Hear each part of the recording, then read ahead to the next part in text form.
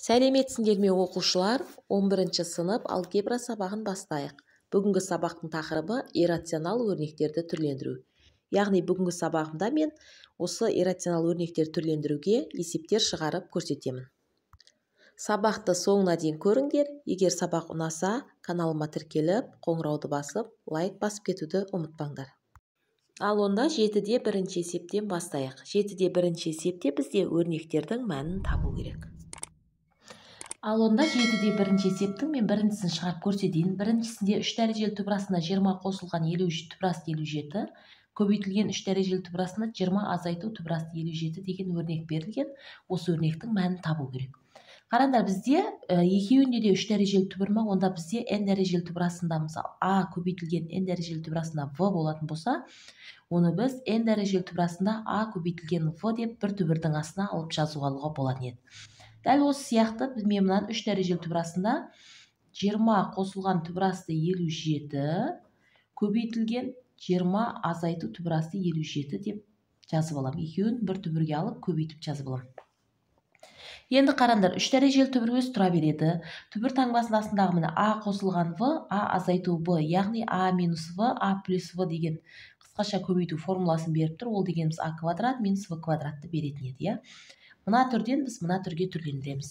Онда бізде a-ның орында 20 тұр, v-ның орында есе түбірасты 57 тұр. 20-ның квадрат азайту түбірасты 57-ның квадраты болады. 20-ның квадраты азайту түбірасты 57-ның квадраты деп жазып аламыз. Тең 3 дәрежелі түбірді жазып қоямыз. 20-ның квадраты бізде 400, азайту мына жерде түбірасты 57-ның квадрат түбір мен дәреже қысқаратта бізде 57 қалады.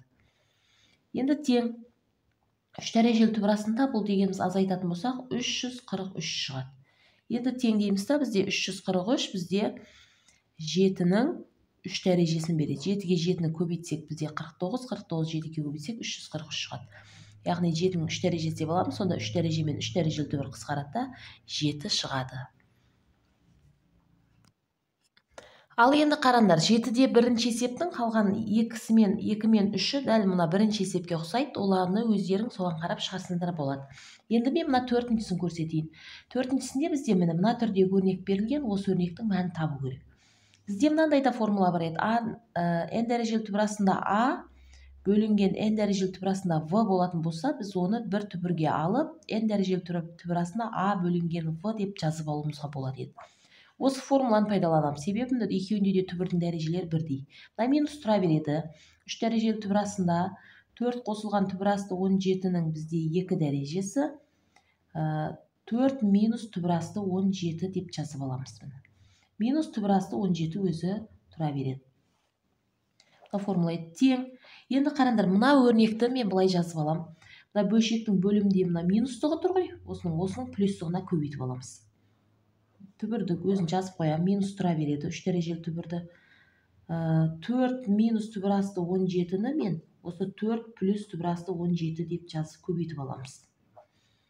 Бұны көбейттік па бөлімін, алымын да соған көбейтеміз. 4 қосылған түбірасты 17-ні 2 дәрежесін көбейтеміз 4 қосылған түбірасты 17-ге. Азайту түбірасты 17 өзі тұра береді. Тең, енді бөлшектің бөлімі, қараңдар, бізде бөлшектің бөлімі бізде a минус v, a плюс v болып дәл мына формуланы беріп тұр, оны біз мына түрге түрлендіреміз. Минусты жазып қоямыз, түбір өзі тұра береді. Мынаны 4-дің квадраты азайту түбірасты 17-ның квадраты деп жазып аламыз. Мынаны қараңдар, мына 4 қосылған түбірасты 17-ның 2 дәрежесі, оны 4 қосылған түбірасты 17-ның 1 дәрежесіне көбейткен кезде 4 қосылған түбірасты 17-ның жақшаның сыртына 3 дәреже болады. Негіздері бірдей болып, дәрежелер әртүрлі болып көбейтіліп тұрса, негіз жазылатын еді, дәрежелер қосылатын еді. Азайту түбірасты 17-ның жазып қоямыз. Тең. Енді қараңдар, минусты жазамыз. Мынадан 16 болады, мынау өсе дәреже мен түбір қысқарып 17 шығады. Сонда 16 минус 17 бізде минус 1 болады. Енді алымдағы 4 қосылған түбірасты 17-ның бізде неше дәрежесі? 3 дәрежесі өзі тұра беретіне 3 дәрежелі түбір. Минус түбірасты 17-ні жазып қоямыз. Тең. Енді тең. Бізде мына плюсты минусқа бөлсек, бұл минус болып кетеді. Не керек? Минус 3 дәрежелі түбір астында минус 4 қосылған түбір асты 17-ның 3 дәрежесі ма? Бізде минус түбір асты 17 қалады. Сонда не керек? 3 дәреже мен 3 дәрежелі түбір қысқарады да, мынадан алдындағы минус тұрады, мынадан минус 4 қосылған түбір асты 17 шығады. Мына минус 4 қосылған түбір асты 17 шығады, минус түбір асты 17 өзі тұра береді. Тең, енді біз бұны жақшаны ашып аламыз. Жақшаны ашқан кезде жақшаның алды мынау да минус болады. Екі жақша. Мынаның өзі минус, алдында минус бар. Минус пен минус жақшаны ашқан кезде плюс болып кетеді. Бұл дегеніміз 4 қосылған түбір асты 17 қалады деген сөз. Мына минус түбір асты 17 өзі тұра береді. Сонда екеуі қысқарып кетеді. Бізде не керек? 4 қалып кете салады, болды. Ал енді 7-де 2-де мынандай өрнек берілген, осы өрнектерді есептеңдер дейді. Мен біріншісін шығарып көрсетейін. Біріншісінде қараңдар, 3 өзі тұра береді. Яғни 3 көбейтілген түбір асты 8 бар. Түбір асты 8-ді мен түбірден 8-ден түбір шықпайды, квадрат түбірден. Сол үшін оны 4 көбейтілген 2 деп жазып аламыз. Минус мына 5-ті де жазып қоямыз да, мына 18-ді есе 9 көбейтілген 2 деп жазып аламыз. Қосылған 12-ні де жазып қоямыз да, мына 50-ді есе 25 көбейтілген 2 деп жазамыз. Тең, енді қараңдар, 3-ті жазып қоямыз. Мына жерде 4 көбейтілген 2-ні бізде жеке-жеке түбірге алатын болсақ, мына қараңдар, 4-тен 2 шығады да, мына түбір асты 2 өзі тұра береді. Дәл сол сияқты 4-тен 2 шығып кетеді, түбір астына 2 қалып кетеді. Минус 5-ті жазамызда, мына 9-дан түбірден 3 шығады, түбір астына 2 қалып кетеді. Қосылғанына 12-ні жазып қоямыз да, 25-тен түбірден 5 шығады, көбейту деп, түбір астына 2 қалып кетеді. Тең, 3-ке 2 көбейтіледен 6 түбір асты 2 болады. Азайту 5-ке 3 көбейтіледі, 15 түбір асты 2 болады. Қосу дейміз да, 12-ке 5-ті көбейтеміз, 60 түбір асты 2 болады. Енді қараңдар, арқасында түбірлер бірдей, онда біз алдындағы сандарды қосу керек болса қосып, азайту керек болса азайтамыз да, арқасына түбірді жазып қоя саламыз. Себебі бәрінде түбір асты 2 болып тұр. 6 минус 15 бізде минус 9 шығады. Минус 9 плюс 60 қалады. Минус 9 плюс 60 деген 51 болады. Сонда бұл дегеніміз 51 түбір асты 2 қалады дегені.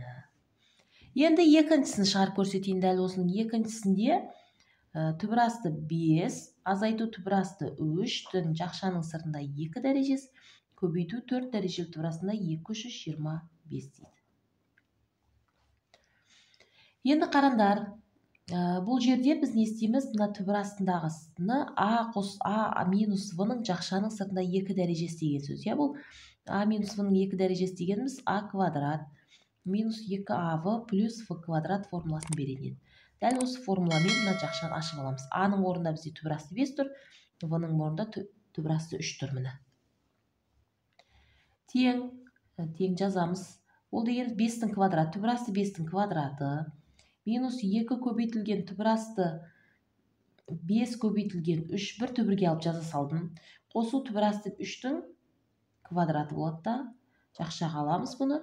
Көбейту тағы бізде не бар? 4 дәрежелі түбір астында 225 бар.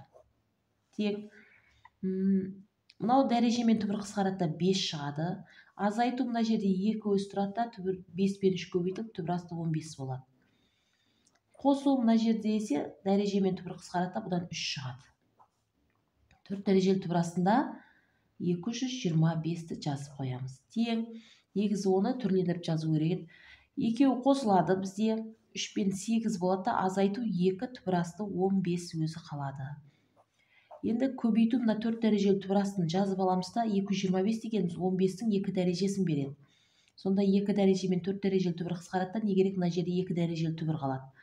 Енді қараңдар, мына екеуіне мен жазып қоя салайын. 8 минус 2 түбір асты 15 деп көбейтілген, мына жерде түбір асты не қалады? 15-тің өзі қалады.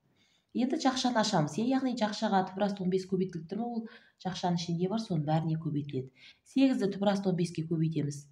8 түбір асты 15 болады. Азайту 2 түбір асты 15-ті көбейтеміз.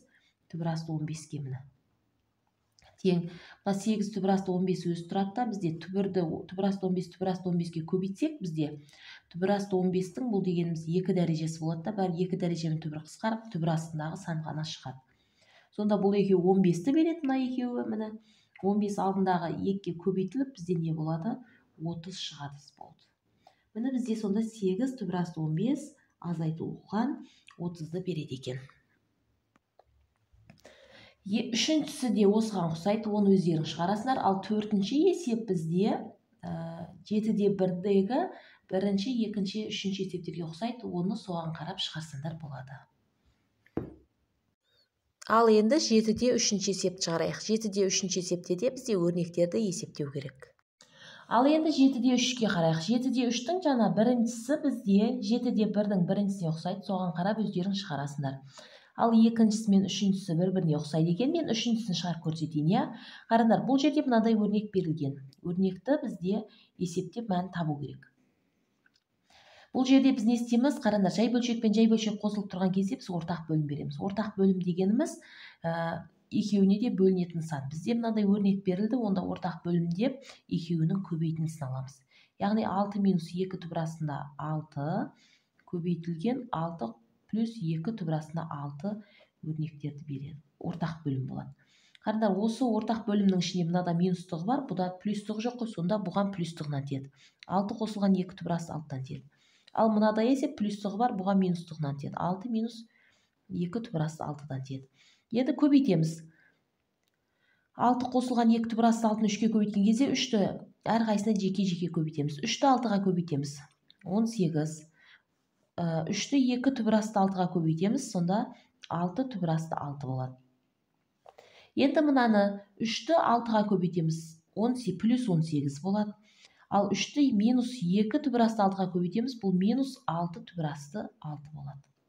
Сонда мына 6 түбірасты 6 мен минус 6 түбірасты 6 екеуі қысқарады, себебі біреу плюс, біреу минус. Енді алымда не қалады? 18 бен 18 қалды, екеуі қосылып, бізде 36 болады. Ал бөлімі есе жаңағы а квадрат минус в квадрат формуласын береді. Ол дегеніміз а минус в, а плюс в-ны беретін еді. Дәл осы түрде тұрмда көбейтін түріне біз мына түрге түрлендіреміз. Сонда бұл дегеніміз 6-ның квадраты, азайту 2 түбірасты 6-ның несі болады? Квадраты болады. 36-ны жазып қоямызда, 6-ның квадраты 36 болады, азайту мына жерде 2 түбірасты 6-ның квадраты, мынанікі 4 болады, мынанікі 6 болады. Сонда екеуі көбейтіліп кетеді, бізде не қалады? 24 қалады. Сонда 36-ны жазып қоямыз. 36-тан 24 тасақ 12 болады. 36-ны 12-ке бөлсек, бізде не шығады? 3 шығады болды. Ал енді төртіншісін шығарып көрсетейін. Төртіншісінде бізде түбірасты 3 қосылған 2 қосылған 1 бөлінген 2 плюс түбірасты 3 деген өрнек берілген. Осы өрнектің мәнін табу керек. Ол үшін мына екеуінің астында 1 бар деп ойлаймыз да, енді бұны да біз не істейміз? Ортақ бөлім беріп қосып жібереміз. Ортақ бөлім бізде 2 қосылған түбірасты 3-тің өзі болады. Мынаған 2 қосылған түбірасты 3-тен тиеді, мынаған есе 1-ден тиеді. Сонда бұны көбейткен кезде мына жеке-жеке көбейтеміз, әйтпесе жақшаға алып көбейту деп жазып, кейіннен аш жақта болады. Бірақ мен бірме-бір көбейте салайын. 2-ні бірінші мына екеуіне де көбейтіп шығамыз, сосын түбірасты 3-ті көбейтіп шығамыз. 2-ні түбірасты 3-ке көбейтсек, 2 түбірасты 3 болады. Ал 2-ні плюс 2-ке көбейтсек, плюс 4 болады. Ал плюс түбірасты 3-ті плюс түбірасты 3-ке көбейтсек, плюс не қалады? Түбірасты 3 пен түбірасты 3-ті көбейткен кезде, мына қараңдар, түбірасты 3-ке көбейтсек, бұл дегеніміз түбірасты 3-тің 2 дәрежесі деген сөзді бәрі дәреже мен түбір қысқарып 3 шығады деген сөз. 3 шықты. Қосу енді түбірасты 3-ті 2-ге көбейтеміз, 2 түбірасты 3 болады. Қосылған 1-ді 1-ге көбейтсек 1 шығады. Тең. Енді бізде ұқсас мүшелерін біріктіреміз. 2 түбірасты 3-ке 2 түбірасты 3 қосылып, бізде 4 түбірасты 3-ті береді. Ал 4 пен 3 қосылады 7 болады, оған мынау қосылады не керек? 8 болады.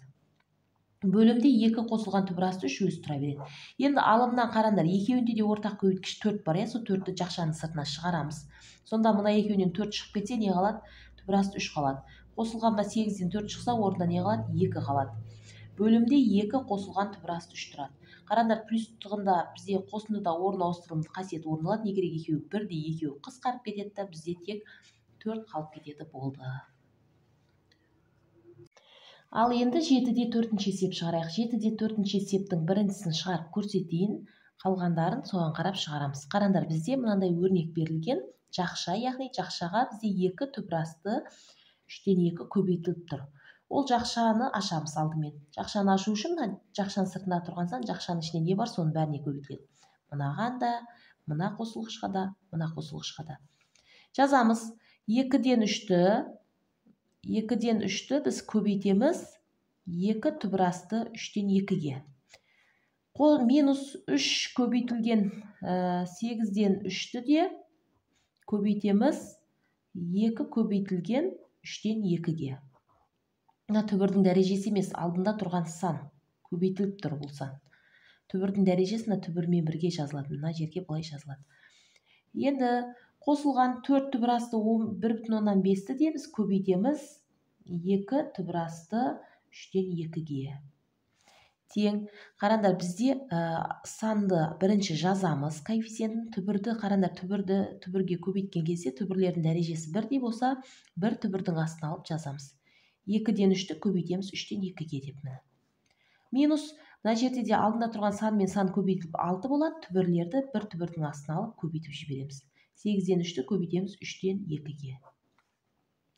Қосу, мына жерде 4 пен 2 көбейтіліп 8 болады да, мына 1,5-ті мен былай жазып аламын. 2-ден 3 деп аламын. Себебі 3-ті 2-ге бөлсек, бұл 1,5-ді береді. Бір түбірге алып көбейтеміз. Көбейту 3-тен 2 деп жазамыз. Тең, мына 2-ні жазып қоям. Екеуін түбірдің астына көбейткен кезде жай бөлшек пен жай бөлшек көбейтіп тұр. Көбейтке бізде қысқаратындар қысқартылады да. Не керек? Алым-алымда бөлім-бөлімде көбейтіледі. Бізде 3 пен 3 қысқарат 1 қалады. 2 мен 2 қысқарат 1 қалады. 1-ге 1-ді көбейтеміз, не керек? 1 болады алымы, бөлімі де 1 болады. 1, не керек? 1 шығады бұдан. Минус 6-ны жазып қоямыз да, мына жерде де 3 пен 3 қысқарат 1 қалады. 2 мен 8 қысқарат 4, но 1 қалады. Алымда 1 мен 1 қалды. 1, бөлімде 4 пен 1 қалды, 4 болады. Плюс 8-ді жазып қоямыз да, мына жерде де 2 мен 2 қысқарат 1 болады. 3 пен 3 қысқарат 1 болады. Не керек? Бұдан да 1 шығады. Енді 2-ні жазамыз. Түбірасты 1-ден бізде 1 шығады. Жазбасақ та болады. Негіз 6-ны жазамыз.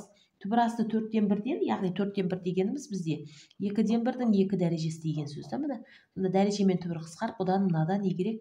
2-ден 1 шығып кетеді.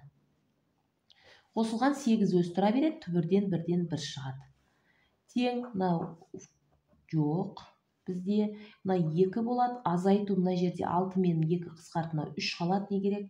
Қосылған 8-ді 1-ге көбейтсек 8 болады, 2 минус 3 бізде минус 1 болады, минус 1 плюс 8 бізде 9 шығады. Міне көрдіңдер ме, осылай есептейсіңдер. Ал енді екіншісінде дәл осындай екен, үшіншісінде не керек? Бәрі осындай екен. Мен екіншісін шығарып көрсете салайын.